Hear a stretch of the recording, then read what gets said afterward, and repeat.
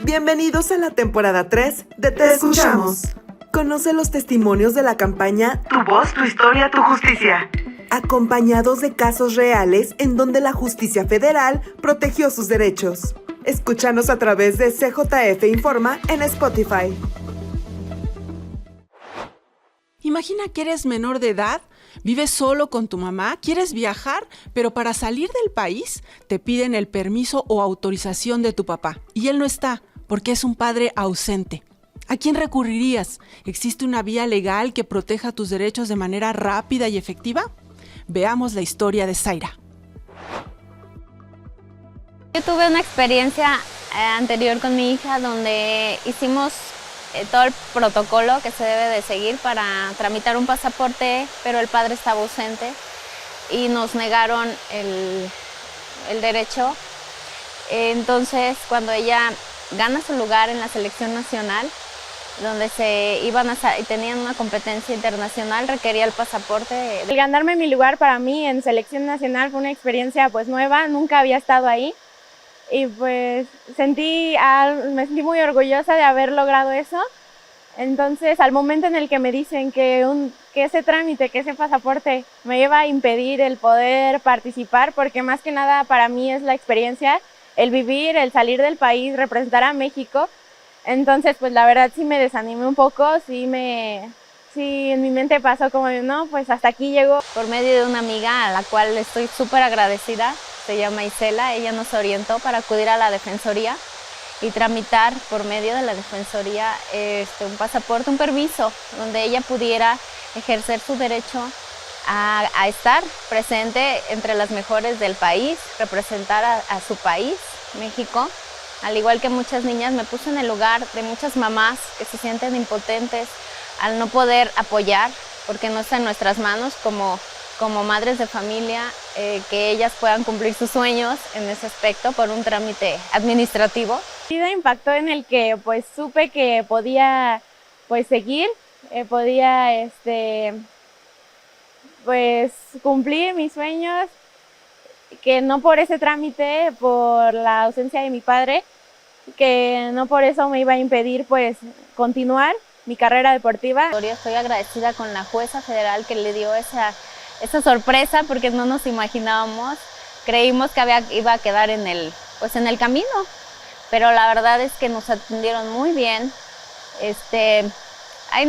No sé cómo decirte, porque la verdad estoy muy agradecida, pero sí los invito a que se acerquen, que se orienten, que nos informemos, porque a veces hace falta esa parte, la información. Sí, fue como una experiencia muy padre, muy bonita, el saber que pues confiaron en mí, creyeron en que yo podía representar a México y pues podía pues cumplir mis sueños. Bienvenidas y bienvenidos a esta tercera temporada del podcast Te Escuchamos. Soy Verónica González y me da mucho gusto compartir hoy esta mesa con el maestro José Mario de la Garza Marroquín. Él es presidente y fundador de la Asociación Civil Perteneces, Justicia e Igualdad. Abogado, bienvenido. Muchísimas gracias por invitarme, muy contento de estar aquí con ustedes. ¿Qué nos puedes comentar? Veíamos el caso de Zaira. ¿Cuántas veces por un trámite, por un requisito mínimo, nos podemos quedar sin el acceso a un derecho? ¿Qué opinas?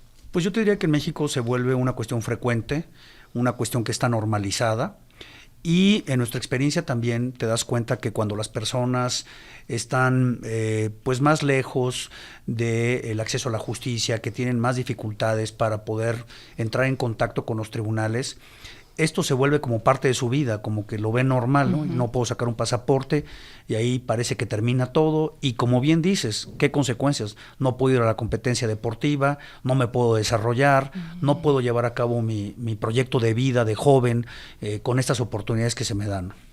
Tú ya tienes una larga trayectoria ejerciendo la abogacía desde este enfoque de la protección de derechos humanos, de las causas sociales, y como bien dices, no todos tienen este acceso. Y cuando hablamos del juicio de amparo, ¿no? De entrada uno dice, ¿qué es eso? Claro. ¿No? Que si la suspensión, que si los efectos generales, escuchamos en las noticias hubo una reforma, pero la mayoría de la gente no alcanzamos a entender el impacto que va a tener en nuestra vida, ¿no? ¿Cómo hacer más accesible este juicio de amparo a la gente? Mira, yo te diría aquí 2 reflexiones. Efectivamente, el juicio de amparo es un procedimiento judicial complejo que tiene muchísimas tecnicismos legales. Entonces, por un lado, yo he pensado mucho en esto de cómo acercar el juicio de amparo a las personas vulnerables, a las personas, comunidades indígenas, a las personas que no tienen acceso a la justicia. Yo tendría que decirte que habría que hacer un ejercicio también desde la abogacía. Esa sería mi primera reflexión. Me parece que necesitamos mucho más abogados y abogadas en la parte social en México. Yo creo que ahí ha faltado un entendimiento de los profesionistas de cómo resolver los problemas sociales de México a través de la abogacía. Y no se ha estructurado un sistema de trabajo pro bono, de trabajo social. Entonces yo te diría que para mí sería una asignatura pendiente. La otra, sí creo que también tendríamos que reflexionar en un juicio de amparo sencillo, rápido y eficaz para este tipo de casos.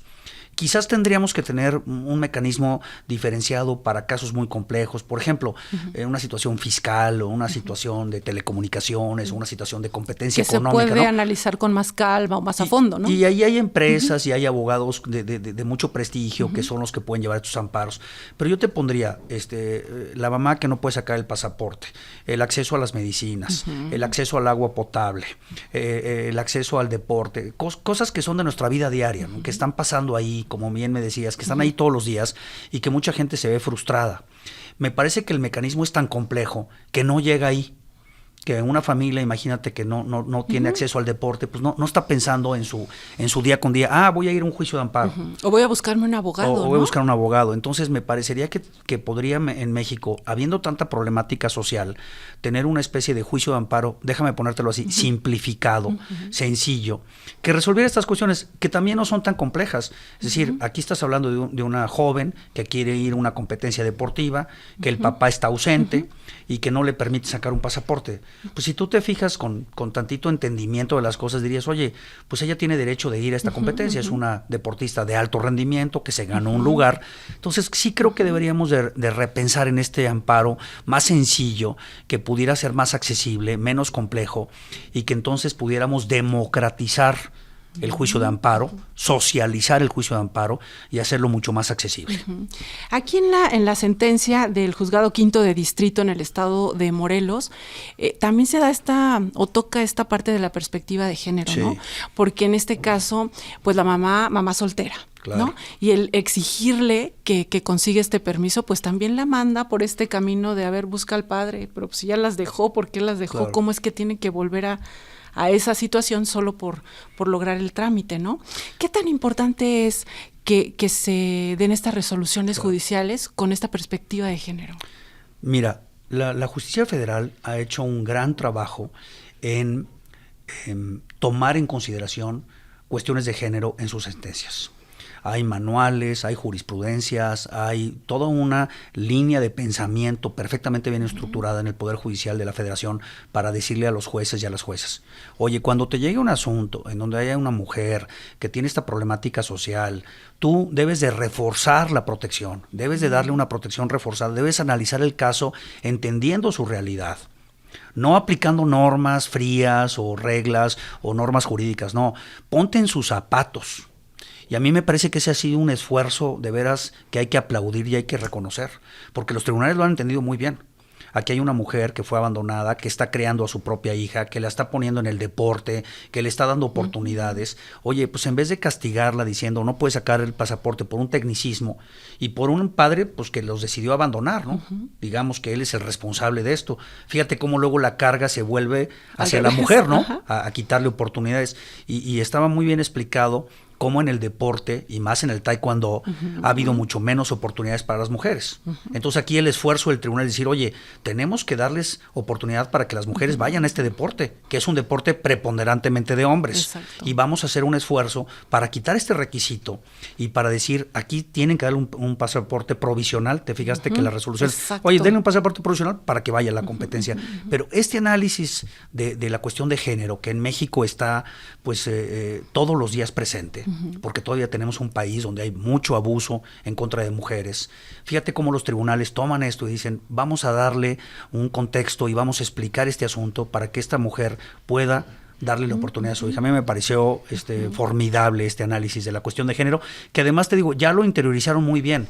Ahorita lo estamos viendo en el asunto del pasaporte, pero constantemente en los tribunales federales estás viendo cómo las juezas y los jueces están aplicando este criterio. Están diciendo, aquí tengo que juzgar con perspectiva de género. Me tengo que poner en los zapatos de estas personas, tengo que entender su realidad y a partir de ahí modulo el sistema y lo adapto. Fíjate bien, en vez de decir yo tengo una norma estricta, tengo esta capacidad de adaptar. Si hay una regla, hay que decirlo, que para sacar un pasaporte de una persona menor de edad se requiere el consentimiento de sus padres, tiene una razón. Pero fíjate cómo aquí la norma deja de aplicarse porque hay un derecho humano a que la menor acude a estas actividades, a que se desarrolle y a que la mamá pueda brindarle estas posibilidades. Maestro, en este contexto que estamos viviendo y como nos explicas, ¿cómo es que ha ido avanzando el Poder Judicial Federal en este tipo de resoluciones, mayor protección a los derechos? Ahora, ¿qué perspectiva tienes en cuanto a lo que viene? Sí, ¿no? Sí. ¿Qué tan importante es la preparación y la experiencia? Porque esto no se dio de la noche a la mañana. Se empezó a hablar en el Poder Judicial de la Federación de perspectiva de género, pues hace algunos años, pero no, se ha ido avanzando. Y fíjate, aquí la jueza aplica perspectiva de género, interés superior de los menores, que ese también es un criterio muy importante, ¿no? Hay que ponderar las normas para que el interés superior prevalezca.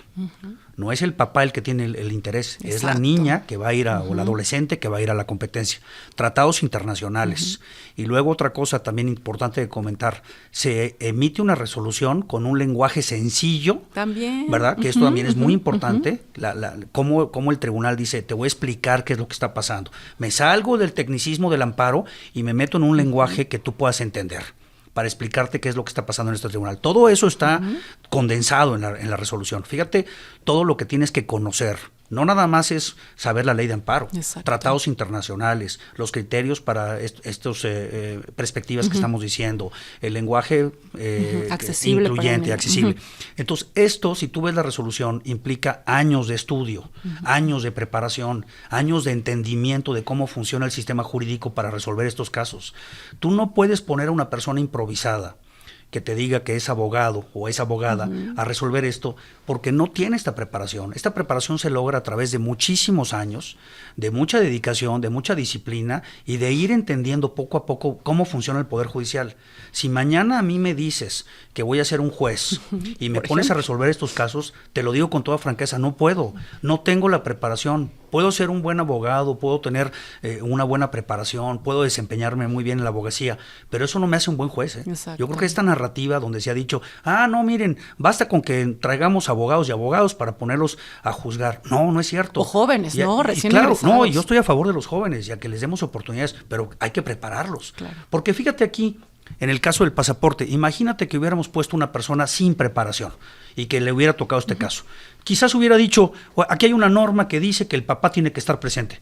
Y la norma dice eso, pues entonces no te doy el pasaporte provisional. Fíjate el impacto que una decisión de un juzgador tiene con respecto a la vida de las personas. ¿Cómo le puedes truncar su desarrollo, su futuro a una persona por una decisión que tú tengas? Fíjate lo importante que es, porque luego se quiere hacer esto muy superficial, se quiere vender esto como, traigan a los jóvenes y siéntenlos en las sillas de los jueces y las juezas. No, no es tan fácil. Traigamos a los mejores preparados, a los que más estudian, a los que le han metido horas y horas de dedicación a esto y que entienden cómo funciona el sistema para resolver estos casos. A mí me preocupa mucho que acabemos con personas inexpertas en manos de estos asuntos, fíjate. Y aquí estamos hablando de un pasaporte. Claro. Pero hay asuntos que tienen que ver con la libertad de las personas, con la salud de las personas. Claro. ¿No? Todos los asuntos que pasan por los juzgados penales, donde tienes personas que pueden estar privados de su libertad injustamente y que acuden al juicio de amparo para que se revise por qué están en la cárcel. Tú imagínate un papá de familia que está en la cárcel, que no logra salir porque hay jueces que no entienden el derecho penal, que también es muy complejo. Entonces, sustituir a los jueces y a los magistrados de México que han estado preparándose por años, por gente que solamente va a llegar con muy poquitos requisitos, va a implicar un riesgo altísimo, porque entonces vamos a empezar a ver cómo estos casos no se resuelven, cómo esta justicia no llega. Exacto. Y México es un país de muchas injusticias. Eso también hay que decirlo, y de muchas desigualdades. Nosotros requerimos un poder judicial fuerte y preparado para atender estas desigualdades y para resolverlas. Mencionabas la parte de esta resolución que se da de manera provisional. Sí. También escuchamos mucho esta parte de una suspensión provisional, exacto, una suspensión definitiva, y eso también es muy importante, muy y importante. En algún momento se ha estado hablando de cómo eliminar esta figura, sí, ¿no? Mira, para explicarlo y para que se entienda, porque es una cosa técnica, el funcionamiento es así. Hay una persona a la que se le violan sus derechos humanos, y lo voy a conectar con el caso del pasaporte, ¿no? Es una joven seleccionada a nivel nacional que le invitan a Canadá a representar a México. Así es. Van a la Secretaría de Relaciones Exteriores y le dicen, no puede sacar el pasaporte por este requisito, ¿no? ¿Se viola qué derecho humano? Pues el derecho humano al desarrollo, al proyecto, a la desarrollo de las mujeres, al deporte, etcétera. Todos son derechos humanos. Todos son derechos humanos. Entonces tenemos una autoridad violando derechos humanos.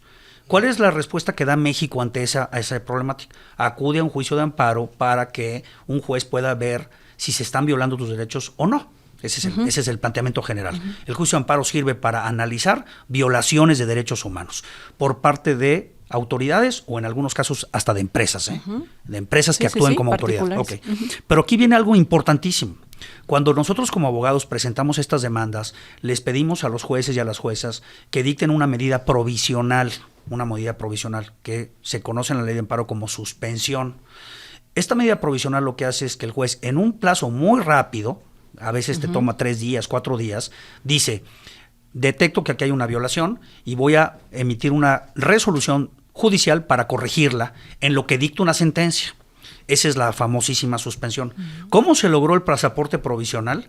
Porque se dictó esta medida en 3 días, porque la jueza dijo, provisionalmente denle un pasaporte, porque no me voy a esperar hasta que termine el juicio para darle un pasaporte, porque eso mantendría la violación, imagínate todo lo que dura el juicio, ¿no? Y se perdería la oportunidad. Entonces, nosotros en la Fundación lo hemos hecho con escuelas, por ejemplo.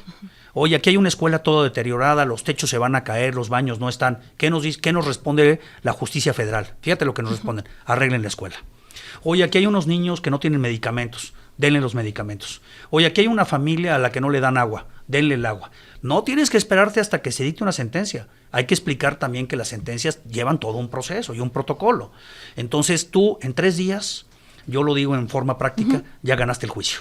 Claro, porque la persona ya está viendo que sus derechos ya no se siguen viendo afectados. Ya tengo el pasaporte en mis manos, ya tengo las medicinas, ya tengo la escuela, ya tengo la posibilidad de que mi escuela esté corregida. Fíjate la importancia de esto. Si tú eliminas esta protección y tú estás dando una narrativa como si esto fuera contrario, no, esto beneficia a las personas que se les están violando sus derechos, porque de una manera rápida y de una manera eficiente van a tener una resolución que se tiene que cumplir, y entonces van a poder llegar a la Secretaría de Relaciones Exteriores, oye, dame mi pasaporte, oye, dame mi medicina, atiende a mi hijo, atiende a mi hija. Fíjate la importancia que tiene esto.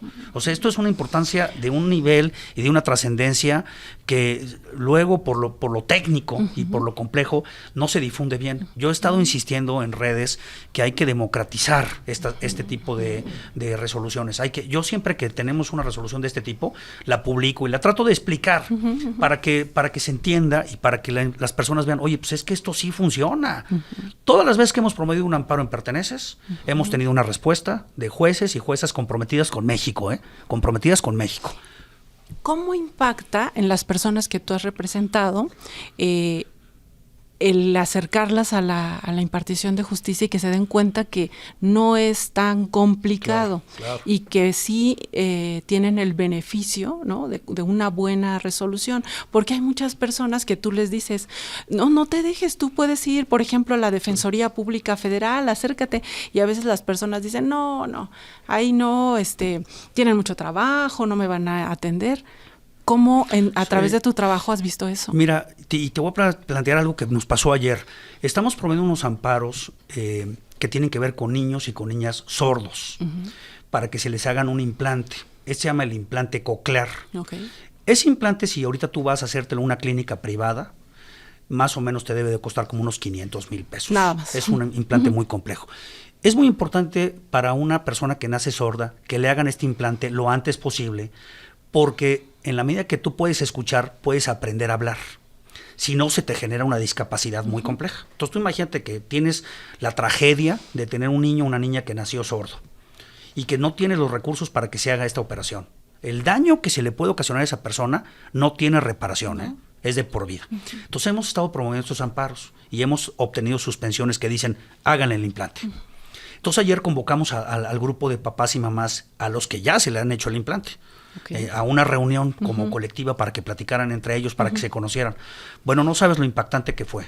Primero, todos agradecidos en que con un juicio de amparo se pudo resolver la situación de su hijo o de su hija, todos de alguna manera en una estructura colectiva de decir, pues esto sí funciona, el cómo les regresas la credibilidad, en cómo les das estas oportunidades, la confianza. Estaban los papás muchos llorando, pues que tienen a sus hijos ya escuchando.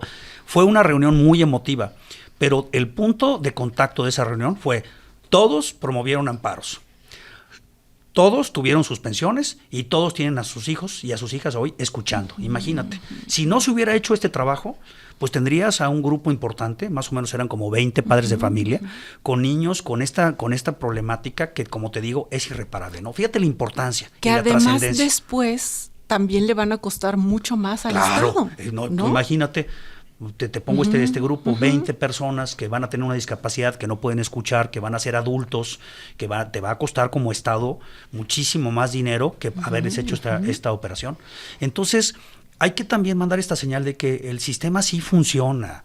Sí funciona. Esta idea de vender una narrativa en donde el sistema no funciona no es cierto, eso es totalmente falso. Y los que hemos acudido al amparo, desde los grandes amparos para defender casos que pueden implicar empresas, hasta los amparos de estos niños y de estas niñas que no tienen 400,000 pesos para hacerse una operación, el pasaporte, el de las escuelas, el del agua, para mí son amparos muy significativos, ¿verdad?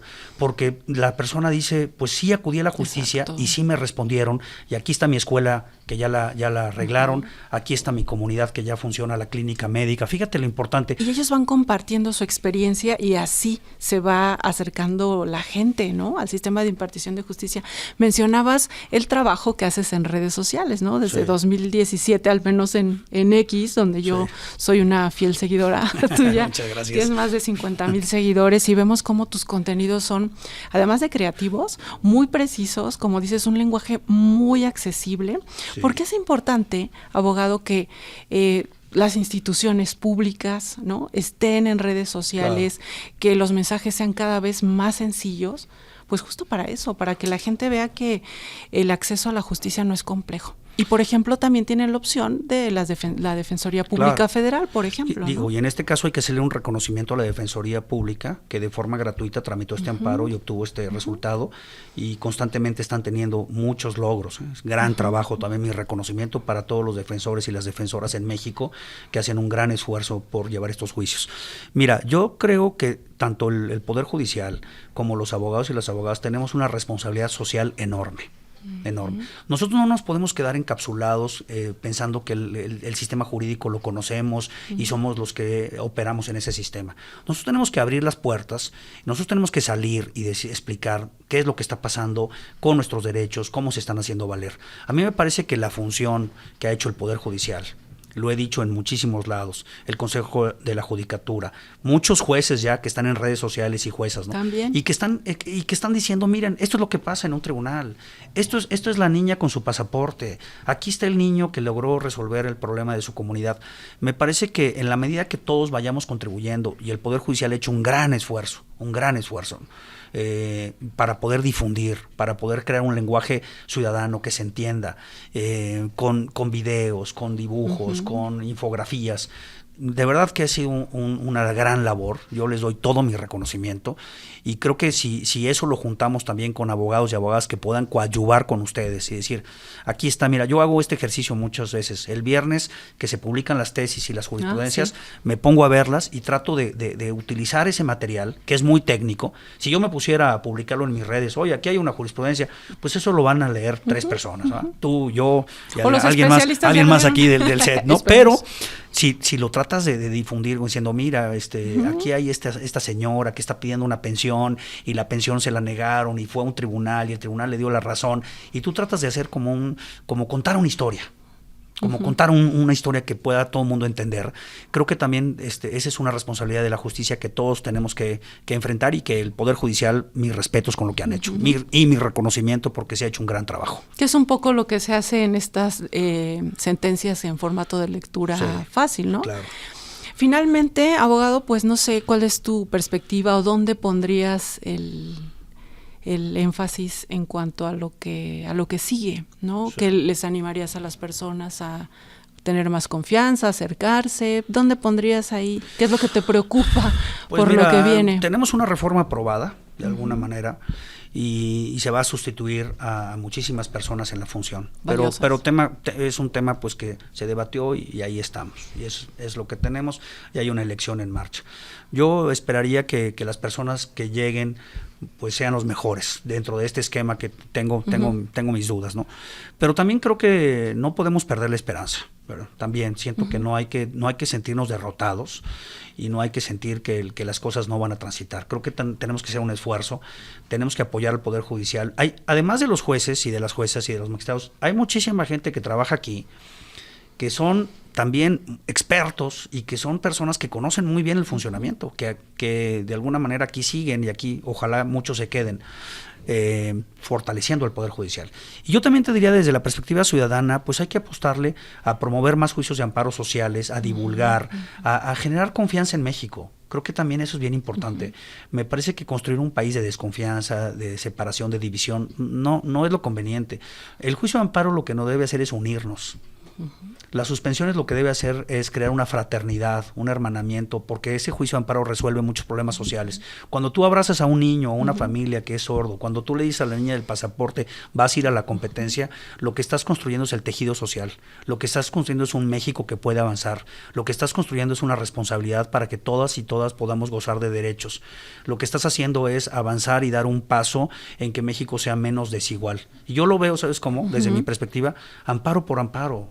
Yo no me planteo, vamos a hacer el gran cambio. No, vamos a resolver que este niño pueda escuchar. Un amparo a la vez. Un amparo, claro. Un amparo a la vez es muy significativo. Vamos a lograr que una escuela funcione. Vamos a lograr que una mamá tenga un pasaporte para llevar a su hija a la competencia. Esos pequeños triunfos, esos pequeños pasos que damos son enormes. Y ahí es donde está el Poder Judicial. Y ahí hay que seguir, hay que avanzar. Yo los invito a que sigamos adelante. Coincido totalmente contigo, maestro, y es un momento importante para la sociedad civil. Claro. ¿No? Para hacer esta presencia y para seguir dando ese seguimiento a todo lo que ocurra, para estar pendientes de que de que se respeten y se protejan los derechos de todas y de todos. Muchas gracias por habernos acompañado en este episodio del podcast Te Escuchamos. Soy Verónica González. Hasta la próxima.